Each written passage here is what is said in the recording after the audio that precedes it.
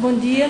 Vamos então começar o segundo dia de trabalhos, um intenso dia de trabalhos deste colóquio. O painel da manhã vai centrar-se na questão da descolonização e do processo político português. E vamos ter, começo por dizer também que muito me honra estar aqui a moderar esta mesa, em primeiro lugar pela estima pessoal que tenho pelos dois oradores e depois porque são dois nomes de referência da historiografia deste período, do período da Revolução e da transição para a democracia. Em primeiro lugar vai falar Maria Manuela Cruzeiro, que é mestre em Filosofia Social e Política e, como sabemos, uma das almas e grandes motores durante as duas últimas décadas do Centro de Documentação 25 de Abril. Escusava de fazer mais apresentação, todos conhecem a obra que tem publicado, as entrevistas que são uma peça incontornável para todos os historiadores e para todos os investigadores que trabalham este período. Apresenta-nos uma comunicação com um tema muito aliciante, que já criou grandes expectativas, que é a guerra colonial, nada existe até ser contado. Depois teremos a comunicação do Luís Nuno Rodrigues, caro colega, fomos colegas de licenciatura e de mestrado. Depois foi para os Estados Unidos fazer o seu doutoramento, é doutor em História Americana pela Universidade de Wisconsin e em História Moderna e Contemporânea, docente aqui da casa, investigador do Centro de História do ISCTE. Tem também uma obra abundante, nomeadamente no domínio das relações internacionais, e as suas últimas obras são precisamente sobre este período, uma delas recém-publicada, sobre o general Spínola, sobre o qual nos vai falar também hoje. Daria então a palavra à Maria Manuela. Muito obrigada, muito bom dia a todos. Começo, obviamente, por agradecer o amável convite para participar nestes 2 dias de colóquio sobre guerra colonial e descolonização. Agradeço a Maria Inácia a apresentação e agradeço, sobretudo, permitir-me-ão a presença dos ouvintes, das pessoas que se deram ao trabalho de vir até aqui a estas horas assim pouco próprias para assistir a colóquios ou qualquer comunicação de género. Vou ser breve porque há uma necessidade imperiosa de cumprirmos o tempo e trago para isso um texto que se calhar não estará muito dentro das expectativas das pessoas que porventura conhecem o meu trabalho, ao qual a Maria Inácia já fez referência, que fundamentalmente se baseia em história oral e, portanto, entrevistas, longas entrevistas, extensas entrevistas com os principais protagonistas do 25 de Abril, obviamente também da guerra colonial, obviamente também da descolonização.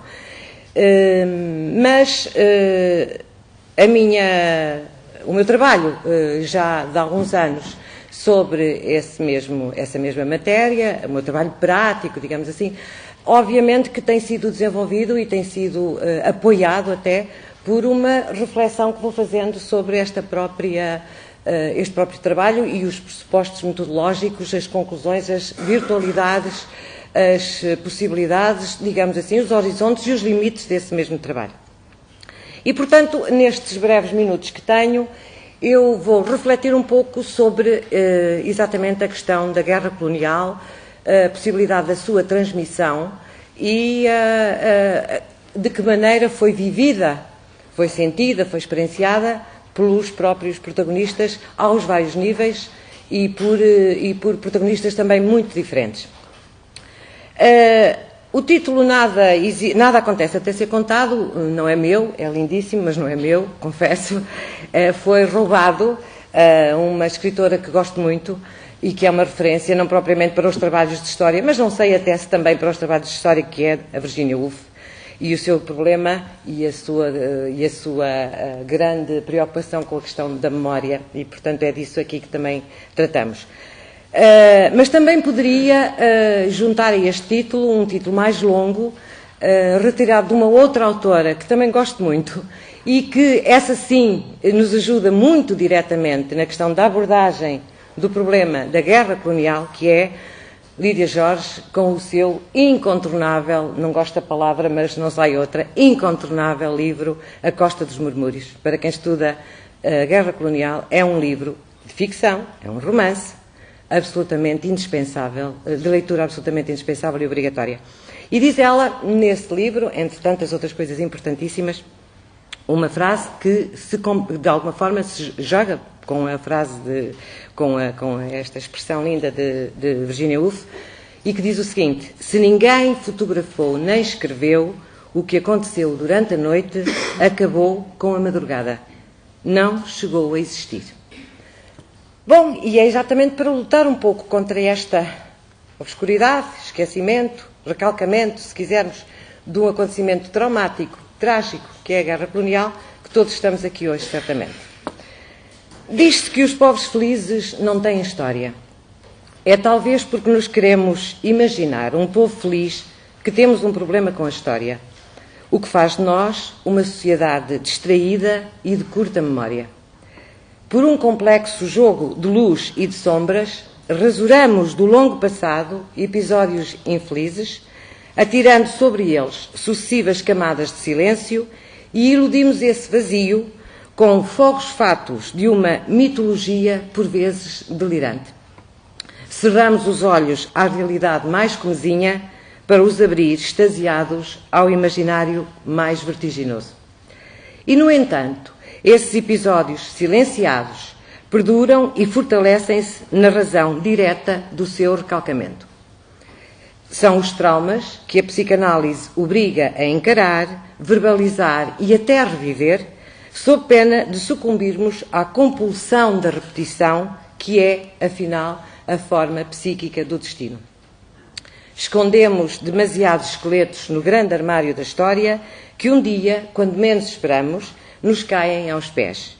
Por exemplo, a propósito, a recente e perturbante notícia que vi na comunicação social de que cerca de 2/3 dos sem-abrigo apoiados pela Câmara Municipal de Lisboa são ex-combatentes da Guerra da África. Entretanto, fingimos que tudo vai bem. Somos, aliás, exímios gestores do faz de conta, mesmo quando falamos, sobretudo quando falamos. Dizia a propósito Adolfo Casais Monteiro: o português não é nada inclinado ao conhecimento de si próprio. Gosta imenso de falar de si, é verdade, mas daí até conhecer-se vão mundos. Esta magnífica síntese traduz, na minha opinião, que aliás é corroborada por Boaventura de Sousa Santos, uma das contradições estruturantes da nossa personalidade coletiva, onde se casam de forma surpreendente o gosto exagerado pelo falar de si com um autodesconhecimento que a própria fala, em vez de atenuar, potencia. O que se disse aplica-se, penso eu, de uma forma flagrante e com total propriedade àquela que Eduardo Lourenço chamou, cito, a mais refinada e incomunicável das nossas tragédias atuais, a Guerra Colonial. Como se a tragédia o fosse menos, quando negada ou, pelo menos, mascarada por hábeis operações semânticas que alteram globalmente o seu sentido mais fundo e real. Nesse contexto, se produziu e se vem produzindo ainda um complexo glossário de expressões oblíquas, enredadas de subtilezas, metáforas, ambiguidades, analogias e até estranhos jogos de ironia e de sarcasmo que, impostos pela censura no próprio decurso do conflito, persistem como precioso, mas obscuro, reservatório de experiências vividas e, como tal, marca identitária de sobrevivência individual e grupal. O que significa, muito claramente, que, no limite, não falamos da mesma coisa quando falamos de guerra colonial. A começar pelo próprio regime que a impôs e que sempre se recusou, como todos sabemos, a nomeá-la assim, mas antes a chamar-lhe Guerra do Ultramar. Para ele não havia guerra, obviamente, mas uma revolta cruel, bárbara e ilegítima a exigir uma resposta exemplar. Os militares, portanto, não iam para uma guerra, mas em missão de soberania, e combatiam não movimentos nacionalistas de libertação, mas simples terroristas. Também no interior do universo militar havia um glossário muito próprio entre o anedótico e o evasivo, no fundo, para não chamar as coisas pelos nomes. Os mobilizados que chegavam de novo eram, por exemplo, estão aqui pessoas habilitadas, mais do que habilitadas para confirmar se isto é verdade, os mobilizados que chegavam de novo eram, por exemplo, maçaricos para Angola, os checa-checa para Moçambique, os piriquitos para a Guiné. Dizia-se, aliás, em jeito de boas-vindas, o piriquito é pior que terrorista.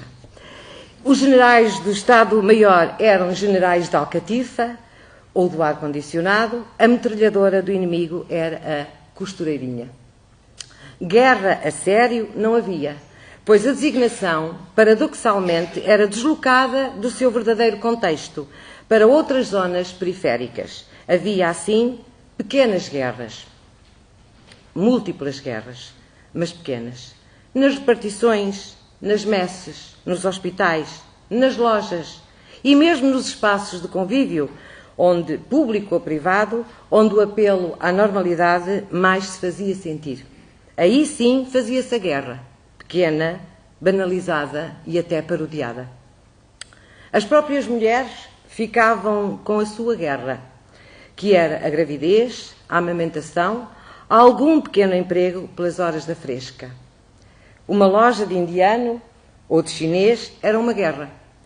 Como vai por aqui a sua guerra? Pergunta um personagem da Costa dos Murmúrios de Lídia Jorge a um paquistanês que vendia pilhas elétricas de mistura com galochas e canela. É do texto, é do livro A Costa dos Murmúrios. Pequenas guerras, portanto, múltiplas razões para essas pequenas guerras. A razão do soldado de quadrícula, tropa fandanga ou tropa pacaça, segundo o glossário referido, não era a mesma das tropas especiais. A razão dos chefes militares, muitas vezes a guerra da cadeira ou do prestígio, não era a mesma dos colonos, cuja solução era, em muitos e muitos casos, uma guerra de extermínio de todos os terroristas. Nem sequer a do poder político e económico dominantes. A razão dos oficiais do quadro não era a mesma dos milicianos. E de entre estes, a razão dos que ideologicamente amorfos iam à guerra para comprar o mini ou cumprir a rotineira guerra dos papéis não era a mesma dos que iam por assumidas opções políticas de direita, porque também os havia, a defesa da pátria pluricontinental e da civilização ocidental, ou então por contrárias convicções de esquerda, lutar contra a guerra na guerra. O complexo xadrez de contradições que minavam por dentro a máquina de guerra é, aliás, magistralmente escrito no romance com mais fiel correspondência com o real vivido, e por isso aqui o trago, O Nó Cego, de Carlos Valferraz, a começar, aliás, pelo título, que é, como também muitos saberão, uma clara referência à famosa, tristemente famosa, Operação Nó Górdio. Na verdade, o aparelho militar, que por natureza devia mostrar-se coeso, com uma linha de comando indiscutível e aplicando toda a sua força num objetivo bem definido, é atravessada por várias contradições secundárias, como seja, por exemplo, contradições entre a tropa especial e a tropa normal, entre os milicianos e os profissionais, entre a frente e a retaguarda, entre os militares e os paramilitares, e, por outro lado, por uma outra contradição fundamental, básica e, aliás, a principal, a contradição entre os combatentes, a própria máquina de guerra e o Estado-Maior, que era o seu motor. Hoje, portanto, verifica-se quão difícil tem sido a recuperação de um sentido assim desconstruído, a recuperação dos 1000 estilhaços ou das 1000 pequenas razões que irromperam na ausência de uma grande razão. Talvez resida aqui, neste enorme déficit de legitimidade política e moral da guerra, mais do que nas referidas e discutíveis características psicológicas ou culturais que referi do povo português, a principal causa desta pulverização de sentidos. Se esta não é a minha terra, porque me fizeram vir aqui? Afinal, aquela gente, os negros, lutavam por um ideal. E esse ideal era capaz de ser tão coerente como foi, para nós, a nossa independência em 1640. Começa aqui a discussão acerca do que é justo. Estas palavras de Salgueiro Maia, na entrevista que lhe fiz em 1991, traduzem com meridiana limpidez o comum estado de espírito dos capitães de Abril, de cujas razões, ou falta delas, para fazer a guerra, me irei ocupar agora. Capitães de Abril e a Guerra Colonial, no fundo, um subcapítulo muito curto desta minha exposição. Todos fizeram mais ou menos o mesmo percurso, A grandiosa ideia de uma África portuguesa que lhes incutiram nos bancos da academia e nos discursos inflamados dos políticos colapsa, em regra, na primeira comissão. Uma politização acelerada, confirmada e intensificada pela vivência no terreno, levava-os à firme convicção de que só havia um princípio de guerra justo: entrar em luta armada pela defesa ou construção de uma pátria, como aliás faziam os negros inimigos, pseudo-inimigos. A guerra dos portugueses, a sua guerra, era sentida, pois, como profundamente injusta e, como tal, absurda. É uma guerra em que a força sem uma causa se revela como pura vontade de vontade, para citar Heidegger, o que corresponde, na esfera do linguístico, a um significante sem significado, como referi, aliás, e traduz, na prática, aquela brutal, sintética, mas brutal contradição que, no dizer de Melo Antunes, consistia tão simplesmente em fazer a guerra do lado errado. Nesta contra-imagem de inquietantes contornos, os capitães viam-se cada vez mais no centro de uma terrível armadilha. Vítimas de um gigantesco embuste, seriam, afinal, os carrascos, no mais que provável desastre militar que, melhor do que ninguém, pressentiam. Dispersos pelos vários teatros de guerra, mas unidos pelas mesmas responsabilidades e angústias, juntam ao insucesso da razão as crescentes e dramáticas dificuldades logísticas e materiais da guerra, mas também o sentimento do real poder que detinham no interface entre a desacreditada guerra de Alcatifa e a guerra do mato onde estavam imersos. Emparedados entre guerrilheiros e chefias militares, combatem não por convicção em qualquer causa gloriosa, e muito menos em qualquer razão patriótica ditada por um colonialismo completamente anacrónico, mas sim por uma razão, ou mini-razão, para continuar nesta minha linha interpretativa, nascida da circunstância inédita e absurda da falta de significado de uma guerra que não era nem para perder, nem para ganhar, mas se calhar para empatar. E que lhes surge como puro desperdício de vidas humanas, sobretudo entre os que, na retaguarda, eram considerados como números, como carne para canhão, os soldados. Na condução de soldados, na condução desses homens, nas piores condições de adversidade e de desespero, confiantes numa réstia de bom senso das autoridades e, sobretudo, na marcha implacável da história. Como me disse Vasco Lourenço, estávamos ali para fazer a guerra. Não pela guerra em si, mas para poder continuar a viver em Portugal, que era a nossa terra. O poder em Portugal a isso nos obrigava. Ou Vasco Gonçalves. A mim, não sendo capitão, é absolutamente envolvido, englobado nesse enorme capitão, nesse enorme grupo, nesse coletivo Capitães de Abril. Ou Vasconcelos. A minha preocupação, a minha maior preocupação era a vida dos meus soldados. Que eles não morressem lá e procurar que sofressem o menos possível. Sem deixar de equacionar o problema político-militar com extrema clareza e objetividade, alertados que estavam para o perigo de novos Alcácer Quibires, os capitães não podem aliar-se da situação dramática dos seus homens, perdidos numa guerra de que não conhecem princípio nem fim e feita em condições materiais e humanas muito abaixo do admissível.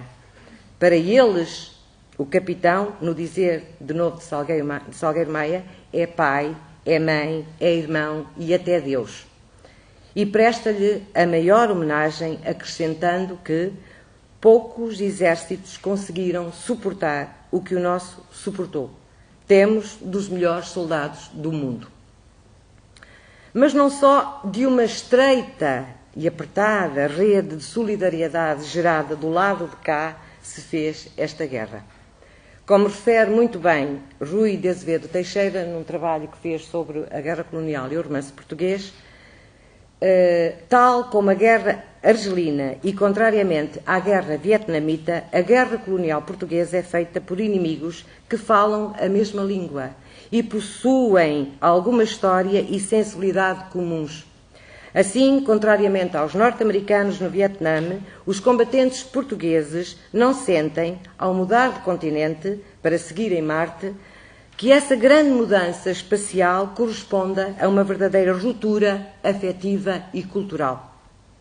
Além disso, concretizando no terreno a conhecida máxima de Amílcar Cabral de que o seu inimigo não era o povo português, mas sim o regime colonialista, sensíveis a uma guerra psicológica massiva e inteligente, centrada na pergunta básica, dramática, soldado português, por que lutas contra os teus irmãos?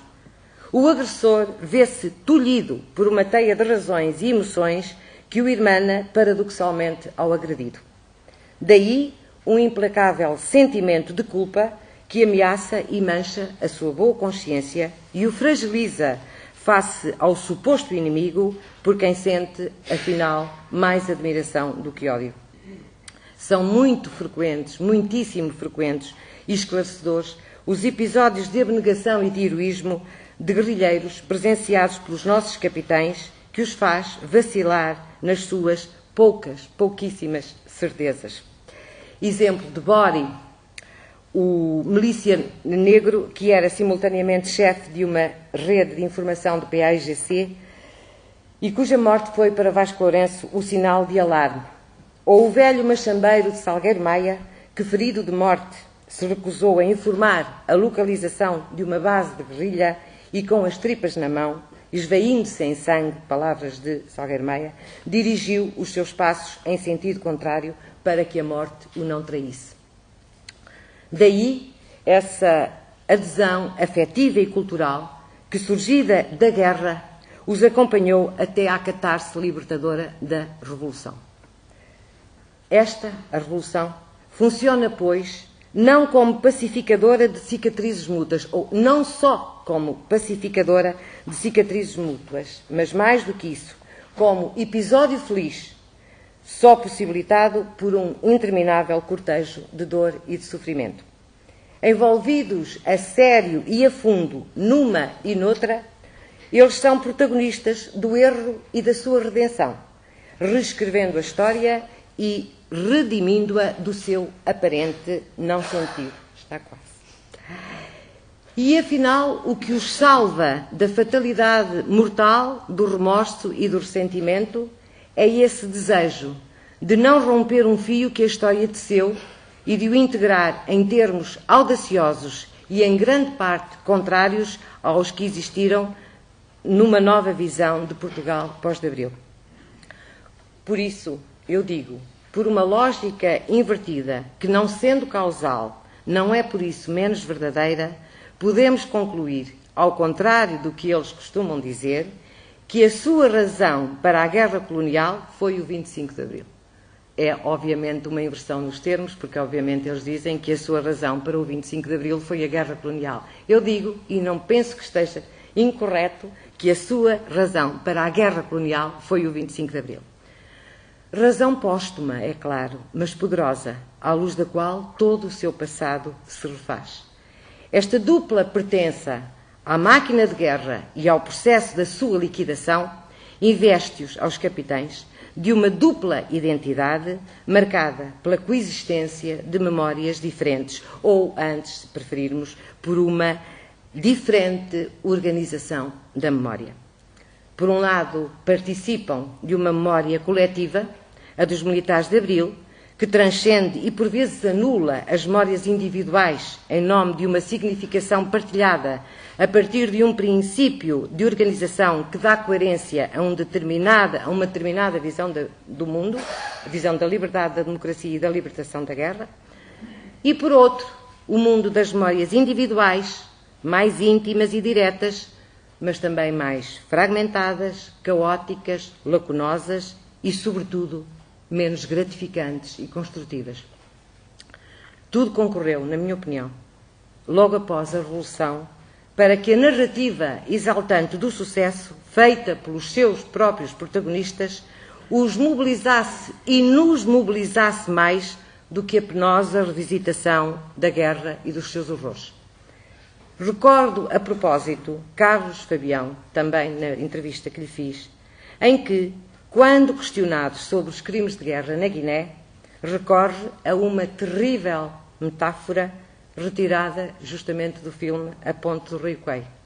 A imagem do militar que, após ter feito a ponte ir pelos ares, entra na viatura e liga o limpa-para-brisas.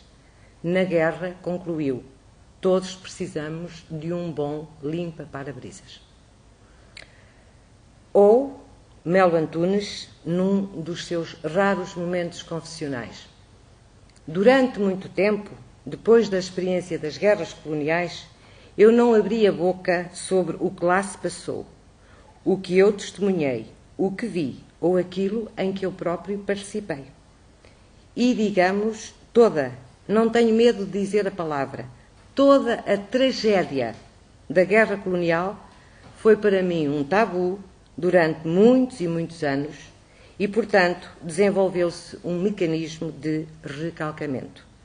O facto é que se trata de uma ferida que nunca cicatrizou e tenho que viver com ela até ao fim da minha vida.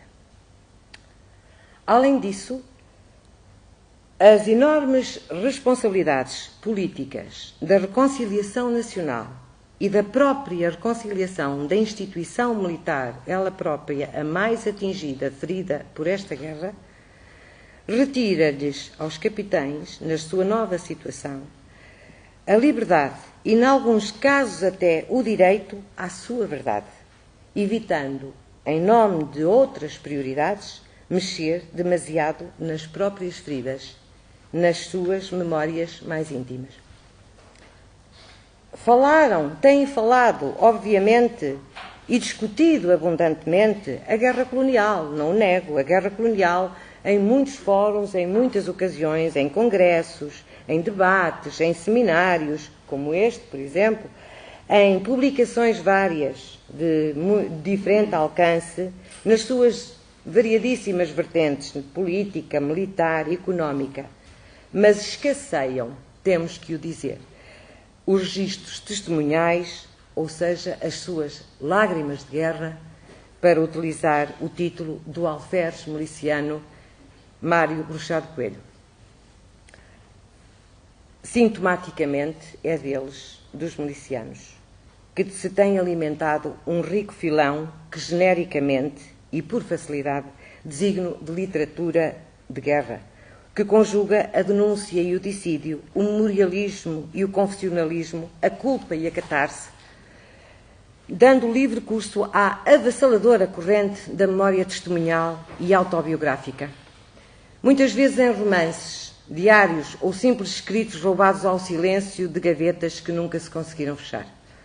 A estes últimos, a internet, curiosamente, ou talvez não, tem servido de veículo privilegiado e aprová-lo a enorme quantidade de sites em que colaboram ex-combatentes para quem, para além de todas as diferenças de meios sociais, território, cultura, sensibilidade e ideologia, a experiência da guerra foi fundadora de uma segunda identidade. Identidade individual e individualizada, é certo, mas simultaneamente coletiva ou grupal, nascida numa comunidade de situação limite, não somente de horror e sofrimento, mas também da mais pura solidariedade, inacessíveis a todos os que a não viveram. Esta sensação de que não pode compreender a guerra quem não esteve nela e nela participou é uma constante nestes testemunhos. E num desses sites, justamente assinado por José Teixeira, que não sei quem é, um anónimo ex-combatente da África, miliciano, quase de certeza, pode ler-se: passaram 40 anos. Pensava eu que a Guiné fora uma etapa para esquecer e que a vida continuava. Como estava errado. A Guiné grudou-se em mim. Vive comigo todos os dias e irá comigo para a cova. O meu espírito vagueia por aquelas tabancas. Olha de frente aquela gente terna e meiga que me acolheu quando eu era agressor e me acolhe agora com terno carinho sempre que vou lá matar saudades. Matar saudades? Pergunto. Estranha expressão. E matar saudades de quê? Da instintiva e desarmante ternura daquela gente, como é aliás referido no texto, das longas e serenas noites de África perdidas em confidências ou na mais absoluta solidão e abandono, do inebriante cheiro da sua terra molhada e da estonteante beleza das suas paisagens, dos cânticos tristes dos seus contratados ou das danças inocentemente coquetes das suas mulheres, de quanto das suas vidas ficou para sempre naquelas terras, dos amigos mortos, tanto como dos amigos vivos, daquele período que afinal Salgueiro Maia paradoxalmente definiu como o melhor e o pior da sua vida? Não saberei responder, não me cabe, e se calhar a nenhum de nós seremos capazes de responder a esta questão dramática de saber o que é que se fica, o que de bom fica de uma experiência tão traumatizante e tão definitivamente trágica como é a guerra. Para concluir, referirei que foi Malaparte que escreveu: a guerra não tem fim para aqueles que se bateram. Nada mais verdadeiro. Mas na miríade de razões ou mini-razões que nasceram da ausência de uma grande razão, bem mais do que a história, há de facto uma genealogia que procura não um fim, mas os restos, os escombros que se conservam na dispersão do tempo, circunstância que, de acordo com Michel Foucault, faz da história uma contramemória.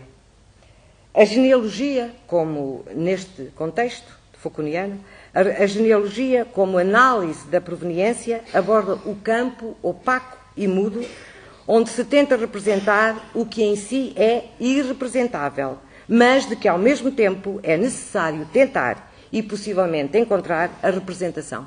O mal, a morte, o trauma, a dor ou, finalmente, o trauma da guerra.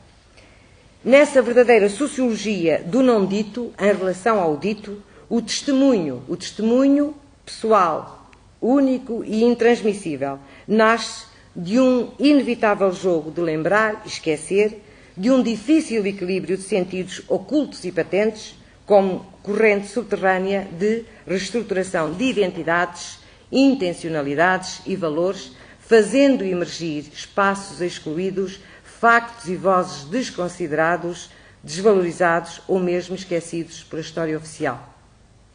Ao construir uma contramemória trágica, repito e sublinho, ao construir uma contramemória trágica dos restos e dos rastros, mostrando o corpo todo marcado pela história e a história que devasta o corpo, de novo Foucault, o testemunho de guerra altera, leve, se calhar, mas inexoravelmente, as revisões históricas racionalizadoras sobre a guerra colonial.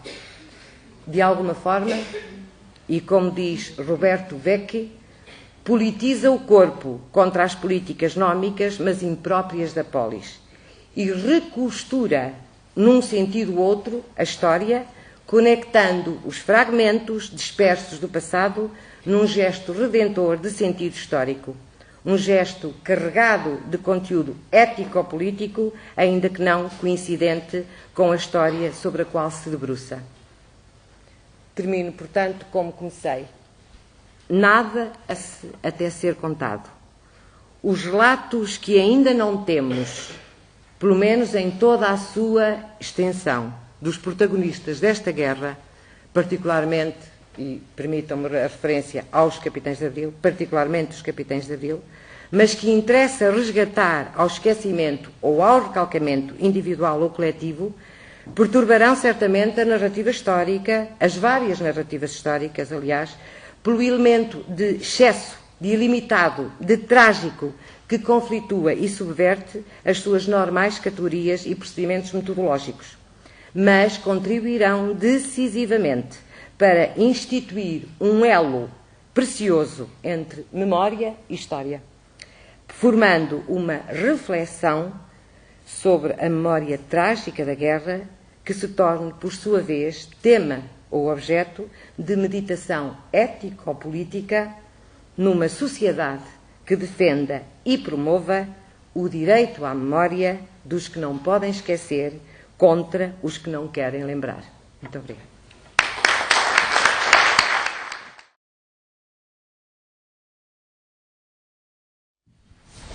Muito bom dia a todos. Queria, em primeiro lugar, agradecer o convite que me foi dirigido pela organização do colóquio para participar nesta excelente iniciativa. Queria saudar as minhas colegas de mesa, a audiência em geral, e queria felicitar a doutora Manuela Cruzeiro pelo brilhantismo da sua intervenção, que nos deixou a todos a refletir e a meditar sobre este tema tão pertinente. Os meus objetivos são um pouco mais prosaicos. Venho partilhar convosco os resultados de um recente projeto de investigação que desenvolvi e que se centrou na figura de António de Spínola e no seu papel na história portuguesa do século XX. Mais concretamente, interessa-me hoje aprofundar uma das dimensões da sua vida enquanto militar e político, aquela que se relaciona com o seu posicionamento relativamente à questão colonial portuguesa e, sobretudo, à descolonização. Por questões de tempo, irei concentrar-me, sobretudo, no período posterior ao 25 de abril de 74, embora uma análise global e completa do combate que Spínola travou pela descolonização, pela sua descolonização, não deva concentrar-se apenas nas semanas e nos meses que se seguiram ao 25 de abril.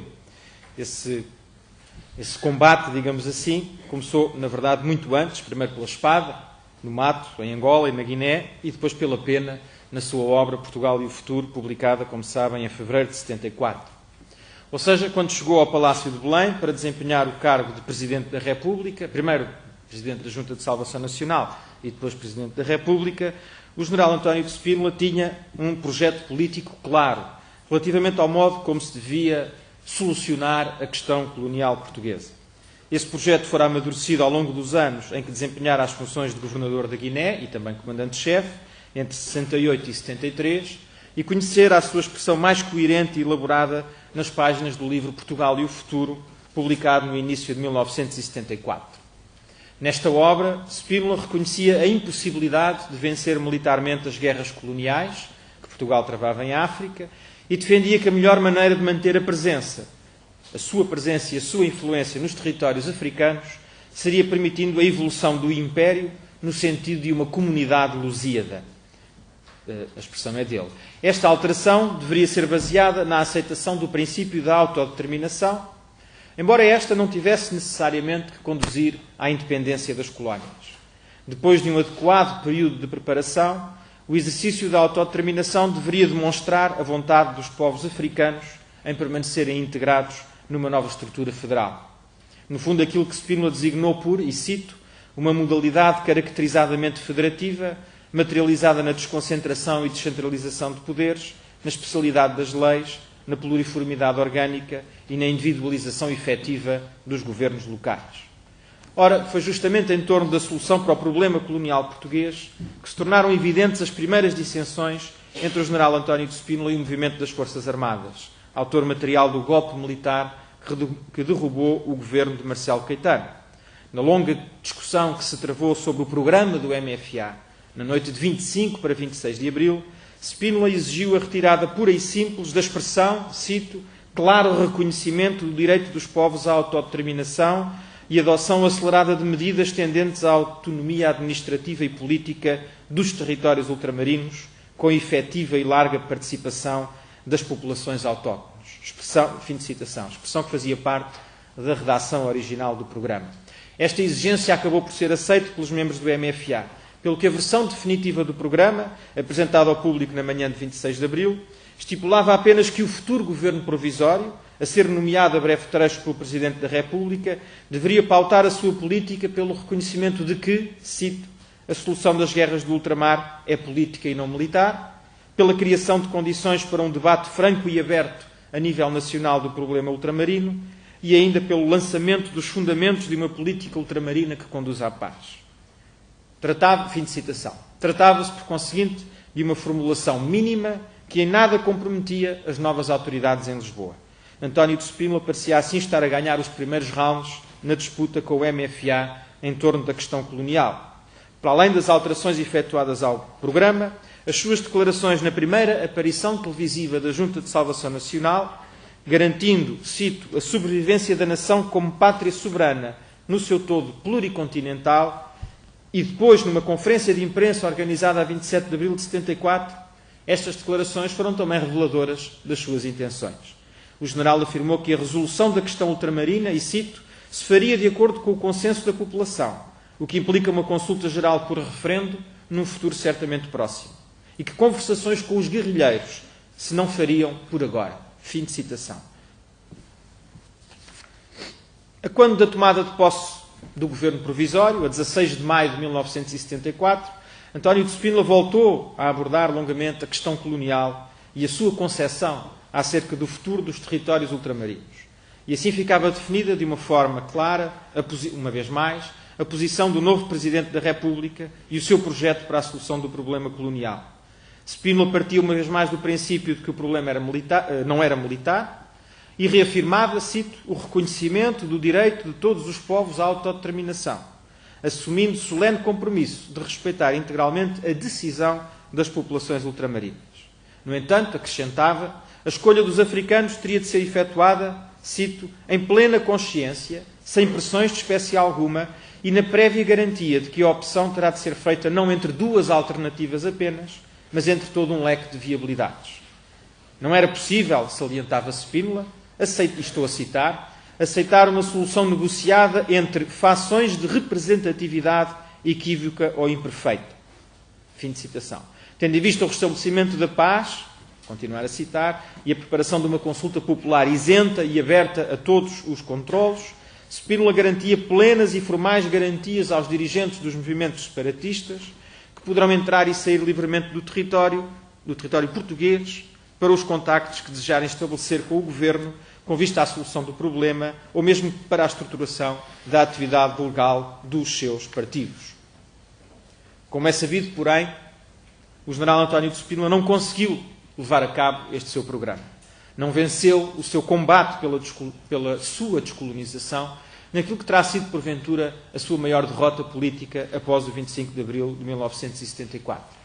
Para percebermos porquê, na minha opinião, é fundamental identificar as 4 causas essenciais daquilo que poderemos considerar a impossibilidade histórica deste modelo de descolonização. Vou analisar cada uma delas de seguida. Uma dessas causas foi, sem sombra de dúvida, a posição dos movimentos nacionalistas. Existia, na verdade, uma profunda contradição entre os objetivos de Spínola, atrás descritos, sumariamente, e a posição dos movimentos que protagonizaram a resistência armada ao colonialismo português. O novo Presidente da República pretendia que os nacionalistas africanos aceitassem de imediato um cessar-fogo, mediante garantias apenas de que lhes seria concedida liberdade para o exercício da atividade política. Depois, como referi, num período de tempo não especificado, seriam criadas condições para que nos diversos territórios se exercesse o direito à autodeterminação, poderia ou não conduzir à independência. Os movimentos nacionalistas, contudo, viam a situação de um prisma totalmente oposto. Pelo seu passado de resistência ao domínio colonial português, tinham ganho legitimidade para surgirem como únicos interlocutores do novo poder político em Lisboa. Essa legitimidade, argumentavam, tinha sido internacionalmente reconhecida, quer pelas sucessivas resoluções das Nações Unidas, quer inclusivamente, a nível mais simbólico, pela audiência que o Papa Paulo VI, anos antes, tinha concedido aos seus principais líderes. Assim, os movimentos de libertação só estavam dispostos a aceitar o cessar-fogo quando as autoridades portuguesas se comprometessem a negociar diretamente as modalidades de transferência de poder e não aceitavam a realização de referendos ou de plebiscitos. Esta posição era particularmente notória no caso do PAIGC e da Frelimo. Deste modo, nos dias e semanas que se seguiram ao golpe militar do 25 de abril de 1974, os movimentos nacionalistas apressaram-se a manifestar as suas desconfianças relativamente às propostas de Spínola para a criação de uma comunidade lusíada ou de uma federação, tal como o general havia exposto no seu livro Portugal e o Futuro. Mais ainda, os movimentos recusaram-se a aceitar as propostas iniciais de cessar-fogo que foram sendo emanadas pela Junta de Salvação Nacional e apresentadas pelas novas autoridades em Lisboa como condição sine qua non para o início de negociações políticas. Pelo contrário, alguns intensificaram mesmo as suas operações militares após o 25 de abril, na esperança de que uma posição militar mais consolidada no terreno lhes viesse a garantir um ainda maior peso negocial com as novas autoridades em Lisboa. Afinal de contas, por exemplo, no caso da Guiné, o PAIGC tinha já declarado a independência do território ainda em 1973. Afinal de contas, essa independência fora já reconhecida por mais de 8 dezenas de países, mais países do que aqueles com que Portugal mantinha relações diplomáticas a quando do 25 de abril de 1974. Como justificar, aos olhos dos membros do PAIGC, a realização agora de um referendo sobre uma independência que tinha sido já proclamada no ano anterior? Um segundo obstáculo fundamental para o desenvolvimento do plano preconizado por António de Spínola para a descolonização portuguesa foi a atitude das Forças Armadas Portuguesas nos teatros de operações. Atitude essa que ficou já também amplamente referida e documentada na exposição da doutora Manuela Cruzeiro. Como acabámos de ver, a sua motivação para a guerra colonial já não era grande, marcada pelas sucessivas comissões de serviço e, sobretudo, como também vimos, pela descrença no ideal ao serviço do qual alegadamente estavam a lutar, e isto era particularmente visível, como também acabámos de ver, no caso dos chamados Capitães de Abril. E, com efeito, o 25 de abril de 1974 tinha, de facto, provocado nos militares que se encontravam, ou em grande parte dos militares que se encontravam nos teatros de operações, a expectativa de uma imediata suspensão de combates. Para a generalidade dos militares portugueses em África, quaisquer que fossem as intenções dos novos dirigentes em Lisboa, o principal objetivo do golpe de Estado fora pôr fim às guerras e não redefinir o seu objetivo. Ora, o problema maior era que, como vimos, os movimentos de libertação não estavam dispostos a aceitar o cessar-fogo sem garantias prévias de concessão de independência e de transferência do poder, sem garantias de que seriam eles os interlocutores exclusivos do poder político em Lisboa. O Presidente da República, António de Spínola, por seu turno, não estava disposto a dar essas garantias e, portanto, esta quadratura do círculo, como já lhe chamou o historiador Norrie McQueen, acabava por pressupor a continuação das guerras coloniais, a continuação do esforço militar em África. E este esforço entrava em contradição gritante com a disposição das Forças Armadas e também com os objetivos gerais do MFA. Continuar a guerra em África era uma missão que a generalidade das Forças Armadas portuguesas não estava preparada para assumir. Um exemplo apenas para ilustrar a posição das Forças Armadas no terreno. Desde 29 de abril de 1974, que circulava na Guiné um abaixo-assinado com larga aceitação de oficiais, sargentos e praças, solicitando a Spínola, solicitando ao Presidente da Junta de Salvação Nacional, cito, o cessar-fogo imediato e a abertura de negociações com o PAIGC, considerado como único intérprete legítimo dos anseios do povo guineense. Este texto viria a ser entregue à Comissão Coordenadora do MFA, quando a delegação do movimento da Guiné se deslocou, pouco depois, a Lisboa. Os planos de António de Spínola depararam ainda com um terceiro obstáculo inultrapassado. Para além de não colher apoios nem simpatias entre os movimentos de libertação e entre a generalidade das Forças Armadas Portuguesas estacionadas em África, a descolonização concebida por Spínola estava longe de ser consensual a nível interno. Muito pelo contrário, nas semanas e meses que se seguiram ao 25 de abril de 1974, acentuaram-se em Portugal as diferenças entre Spínola e as forças sociais, políticas e militares que defendiam negociações imediatas e diretas com os movimentos nacionalistas, tendo em vista a concessão da independência a curto prazo. Refira-se a título de exemplo que logo no início de maio, o líder do Partido Socialista e futuro Ministro dos Negócios Estrangeiros, Mário Soares, admitiu, em entrevista a um jornal sueco, as diferenças existentes entre o PS e Spínola relativamente ao futuro dos territórios portugueses. Soares admitia que o general poderia vir a ser o de Gaulle português, mas não deixava de reconhecer que, quanto à questão colonial, os seus métodos eram, na verdade, diferentes. Spínola, afirmou Soares, desejava preparar as colónias para a autonomia no âmbito de uma federação portuguesa.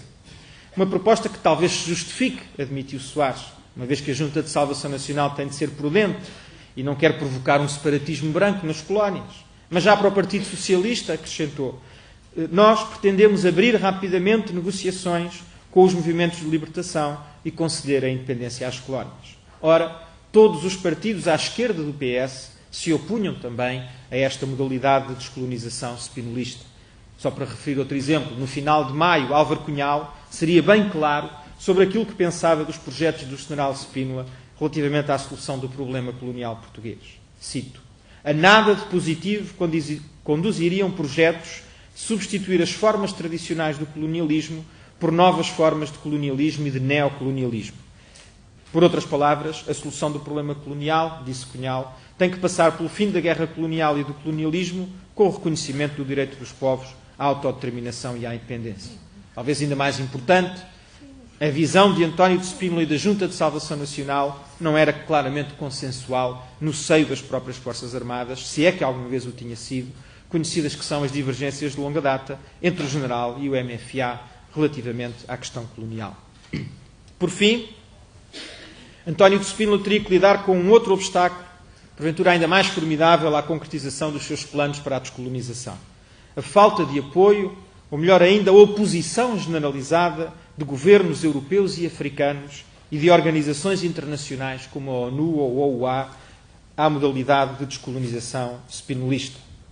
A pressão internacional para a descolonização portuguesa fora particularmente intensa ao longo dos anos 60 e nos primeiros anos da década de 70, com frequentes resoluções aprovadas no Conselho de Segurança e na Assembleia Geral das Nações Unidas, e por conseguinte, a quando do golpe militar de 25 de abril de 74, a expectativa, na maior parte dos países da África e da Europa Ocidental, e também nos Estados Unidos, era de que a mudança de regime conduzisse ao fim do Império Colonial Português e à independência imediata das colónias.